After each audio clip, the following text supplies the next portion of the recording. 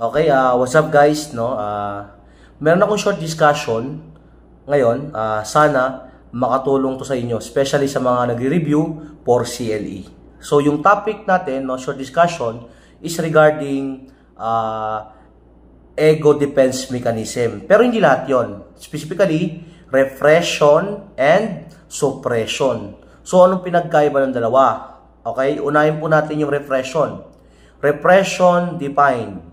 It is unconsciously blocking undesirable memories that enters into awareness. Okay? Again, repression, unconsciously. Ibig sabihin po ng unconsciously, hindi alam o hindi namamalaya ng isang tao na ginagawa niya ito. So ano po ba yung repression? Anong ginagawa dito? Sa repression, hindi niya alam o hindi niya namamalayan na pinipigilan niyang pumasok sa kanyang isipan, maisip yung mga nakakatakot, malungkot, o nakakainis sa pangyayari.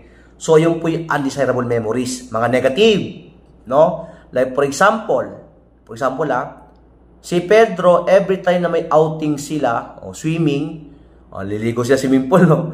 Siguro, baka iba sa inyo, makarelate, no? Si Pedro, palagi lang siyang nasa gilid ng swimming pool. Takot siyang lumangoy. Ngayon yung mga tropa niya, medyo inaasar siya, no? Tol, ka na, langoy ka na, laki-laki mo na, takot ka sa swimming pool, ang babaw lang nito. Ngayon si Pedro, ayoko tol, takot ako dyan eh. Hindi ko kaya lumangoy. Ngayon, yung mga kasama niya, nagtanong sa kanya, nagtaka, Tol, ba't ka ba takot sa tubig? Ang babaw lang niya, no? Ang sagot lang ni Pedro, hindi ko alam eh. Basta pag malapit ako sa tubig, kinakabahan ako, natatakot ako. Okay? Hindi alam ni Pedro kung bakit siya may takot sa tubig o may hydrophobia. Yun pala, nung bata pa siya, nung siya ay 5 taong gulang pa lang, siya ay nalunod sa dagat. Kaya siya nagkaroon ng phobia sa tubig at hindi lang niya maalala. Yun po yung repression, unconsciously blocking undesirable memories.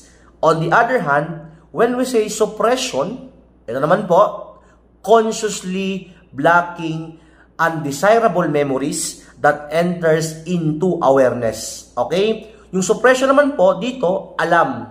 Alam ng isang tao na ginagawa niya to. Anong ginagawa? Pinipigilan niyang maisip, pumasok sa kanyang isipan ang mga nakakatakot, malungkot, o nakakainis sa pangyari. Like for example, so yung same scenario, kay Pedro pa rin, no, swimming pool, dagat. Si Pedro, takot lumangoy. Kapag sa swimming pool, may outing sila, palagi lang siya nasa gilid ng pool. Ngayon, kinantyawan siya ng mga tropa niya, inasal siya ng mga tropa niya, no? Tol, ka na, langoy ka na. Ba't ka ba takot sa tubig? Ang babaw ng tubig, Pedro. Ngayon si Pedro sumagot, Tol, ayoko tol. May phobia ako sa tubig kasi nung bata ako, nung 5 taon ako, nalunod ako sa dagat. So, ayun pala yung suppression. Kaya siya may takot sa tubig kasi nung bata pa siya ay nalunod at alam niya yun, consciously. Yung po yung suppression. Actually, mga tulang suppression, yan ay madalas na ginagamit natin. The mere fact, nagpipigil ka ng galit mo, suppression yan. Ano po example? Halimbawa, may nangiinis sa'yo, kapatid mo, o ibang tao. Ibang tao, pinaparinggan ka, inaasar ka, gusto mong patulan. Ang ginagawa mo na lang, buntong hininga. Ay, naku, tang inasap suntokin. So, ayun po yung suppression. Pag repression, unconsciously. Sana itong short video ay makatulong sa inyo, especially sa mga nagre-review. Yun lang guys. Salamat and God bless.